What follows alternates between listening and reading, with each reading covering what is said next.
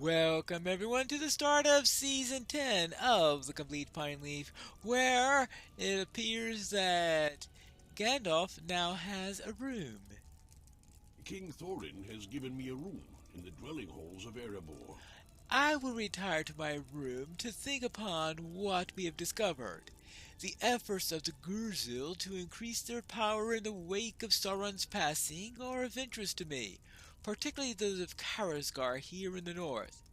Durin's folk have provided me with several leads on study, and I shall follow each of them as far as I'm able. Such courses of study are lonely pastimes, but they are rarely fruitless. I will see you when I have learned what I may, but while I am engaged, I suggest that you familiarize yourself with the Erebor and its people. Perhaps you can lend some assistance to Althi Gemcutter and his family. I'm certain that they will welcome your company and will not mind showing you around. I believe you'll find Althi's home in the dwelling halls, located south of the hall, under the mountain, and to the west. Alright, so let me go and find Althi Gemcutter. Based on all the crystals here, I would presume that this is the jewel stead. Now, let's see if I could find Althi anywhere around here. Ah, here he is right now. I hoped you would find time to visit. This is Messam Ajar, the jewel stead, home of my family for many years. It is a humble place, but the hearth is warm, and you're welcome to stave off the chill of the heights whenever you have need. And my father, Funi, and my brother Fusi have not yet returned from their excursions on the other side of the Misty Mountains, but I'll be pleased to introduce you to my mother and to another of my brothers who remains in Erebor. Well, actually, I've already met your father and your brother. Mother Arma, this is Pineleaf, the hobbit that I mentioned to you. Alright. Alright. Hello? Welcome to Messimazar. Obviously, this is in the early days of them having female dwarves, since they've been using women to voice act the female dwarves in more recent times. If you're a friend of my son, you may come and go as you like. All I ask is that you follow the Gem Cutter family rules. When you come to the Jewel Stead, you never complain, you keep you in good cheer, and you help us with our work. Well, okay, I guess I was expecting that last one. These rules are more important than ever with my husband Fooney still away, and for he did not take all the work away with him. Indeed, he took almost none. When he returns, he will have an earful from Mother Amma about the longer than expected duration of his journey. Well, you could give an earful to the Uruks then, I guess, for that. I promise you that. But for now, I will follow the Gem Cutter rules. Never complain, keep in good cheer, and to make sure that my sons and their friends do their share of the work. Yes, Pine Leaf? Yes, I get the point. What's my share of the work, I wonder? I'm sure I'll find out soon enough.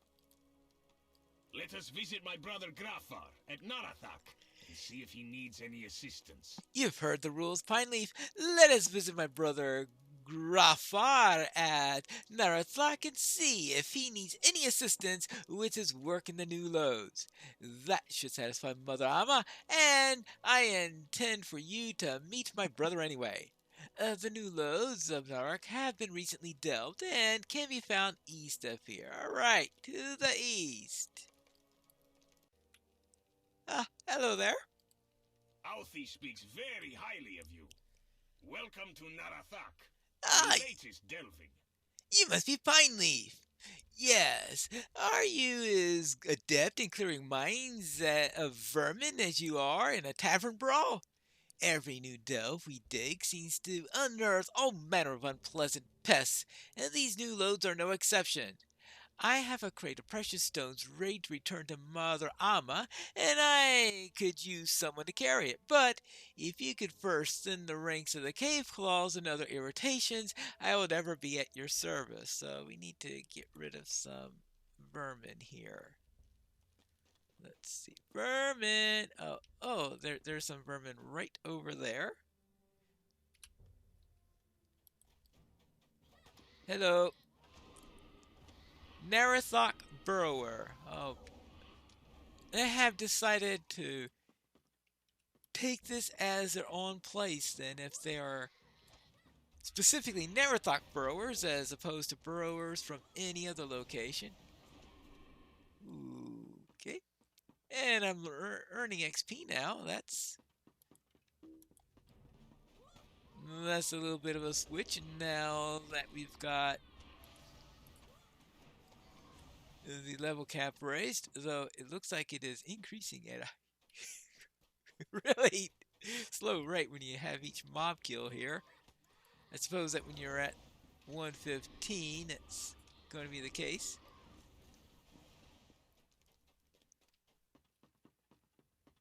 But now, soon, I shall have these, and I'm hoping that the quest XP will at least budge that bar a little bit. With those ranks thinned, we can now pick up the box of precious stones and carry them. And somehow I'm going to have to remember this route all the way back and not drop them. I made it without dropping it. Fortunately, they don't have a timer on this one, so that helps a little bit. There you go. A necklace. Now I need to carry the necklace to Ifrith, the customer who requested it. Okie dokie. Now let's go and deliver it. You're kidding me. That requires me as much encumbrance as the box in the first place. The tricky thing here is trying to remember whether the delivery spot is upstairs or downstairs. Looks like this one is downstairs. I think this is it. Here he is. I had heard a rumor that the gem cutters might leave Erebor in disgrace. I have expected the delivery to come from one of the gem cutters themselves, but so long as I have the piece I requested, I suppose it's worth no complaint. There's something about the personal touch that turns an ordinary customer into a repeat customer, if you ask me, but apparently this is not something everyone believes. Unless... I heard a rumor that the gem cutters might have fallen on hard times, and they plan to leave Erebor in disgrace. Now, I'm not saying that this is true, just that I heard it from that tail spinner Healy. And if the gem cutters have chosen to delegate the responsibilities to others, then perhaps there is some truth to it. Thank you for this delivery. Even so, I will miss the gem cutters when they depart Erebor, even if their services has lost the touch of the personal that first made me interested in their pieces. Do you think this has something to do with Funi's long departure? He brought one of his sons with him, but left the others with his wife. I heard that they might rejoin him and start a new life away from the Misty Mountains, but I don't know that I believe that part of it. Well, I wonder what Arthur Gem Cutter thinks about these rumors. Delivery complete. How did it go? Did Ifrit the Quarrelsome find something about which to complain? Oh, that's who he is. Yes, he complained about it being delivered by a hobbit. He thinks we're trying to leave the Lonely Mountain? And in disgrace? What rubbish! What did Ifrit hear this nonsense from? Who's spreading these lies about my family? Some guy named Keel. And based on his name, I think that's what you want to do with him, right? Well, we'll see. Who is spreading these lies about my family? Oh, you mentioned the name Keel. That doesn't surprise me. He is one of the Jaruka, a clan of dwarves from the east. But he's lived in Erebor for many years and has caused no serious trouble. Until now. He is a spinner of tales, and in my experience, he has never had a truthful thing to say. I have found his untrue tales to be harmless for the most part. He has never spoken ill of my family before. Why has he begun to spread these lies about the gem cutters? Go ask him why he has chosen this course Pineleaf. He tends to loiter outside by the entrance of the Lonely Mountain, but I have not seen him today. Alright, I will see if I could find this tail spinner. This looks like a tail spinner over here. You also have such an audience. Yes, heel. Yeah, that looks like a Jaruka, alright. Ah, another listener. If you would like to hear grand tales about the history of dwarves and other people of the north, you have come to the right spot. Alright, I suppose I could listen a bit. In March, an army of Janguvar came out of the east and crossed the Iron Fold. This army was led by their fearsome chieftains and buoyed by the powers of Sauron. They threatened the people of the Dalelands, and King Bran stood between his people and the terrible foes. While the men of Dale fled before the approaching army, hoping to make for the safety of the Lonely Mountain and the protection of their dwarf allies, King Bran stood alone in the water of the deep river crossing. He was felled by arrows in the stream, and King Dain escaped to the safety of Erebor. Should he have stood with his ally and risked death thereby? Who can say?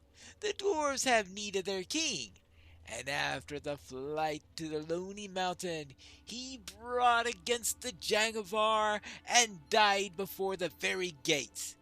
The mountain was besieged, and both Dale and Erebor were saved only by the sudden defeat of Sauron in the lands far to the south. Oh, Sauron was defeated. Oh, I would never have thought. Had it only come sooner, both King Bran and Daenerys but might still be alive to lead their people. Right? And I need to respond to the truthfulness of his account, but I could agree. I could say yes, ahem, angry, confused, grumble, or no. Well, I'm going to base this not necessarily on what the official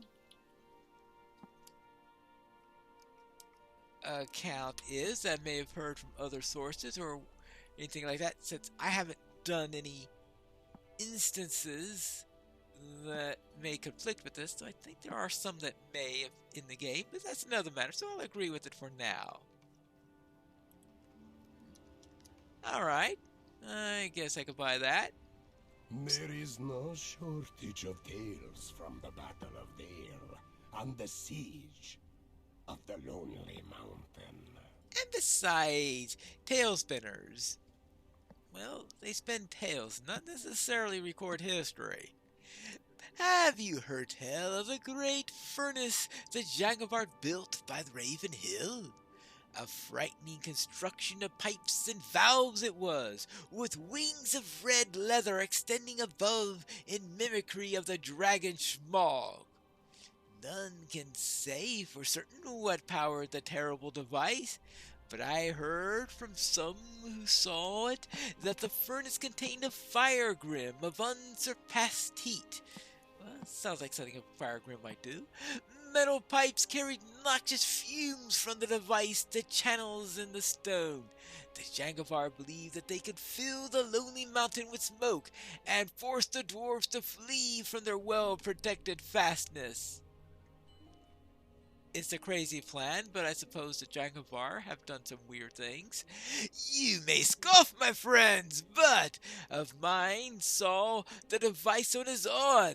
There were their own eyes. It was destroyed by a small group of canny dwarves who manipulated the valves and prevented too much smoke from entering the mountain. They shut down the machine and defeated the Fire Grim, if such it was. Truly, there was enough bravery to go around on that day, even if some do not believe this tale. I assure you that it is true. Alright, well, I guess I will... I guess that I will humor him at least.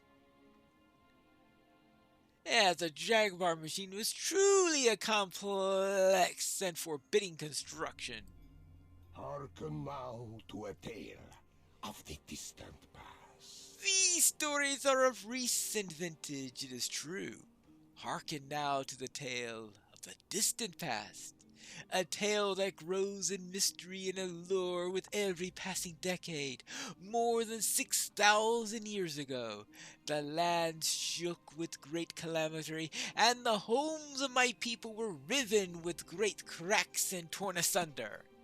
The beautiful hall of torrents in the distant east collapsed, and thousands of my people were slain. The Jaruka became a wandering people, and were turned away by all their neighbors.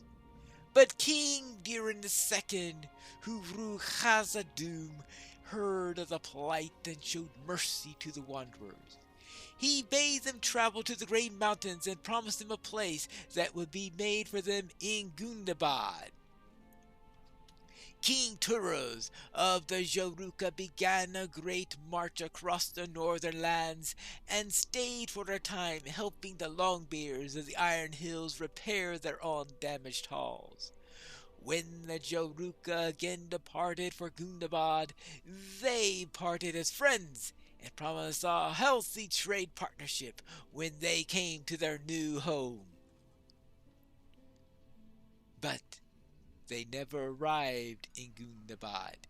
King Turuz and the Jaruka disappeared in the Grey Mountains, and no trace of them was ever found. King Diran and his son Borin sent several companies of dwarves to search for them, but to no avail. After 7 times 7 years, the Longbeards gave up the search. So this is the origin of the bit about the Jaruka having been promised by Durin II a home in Gundabad, which helps with my other running series. But that's for another time. And yet, one of the Jaruka survived.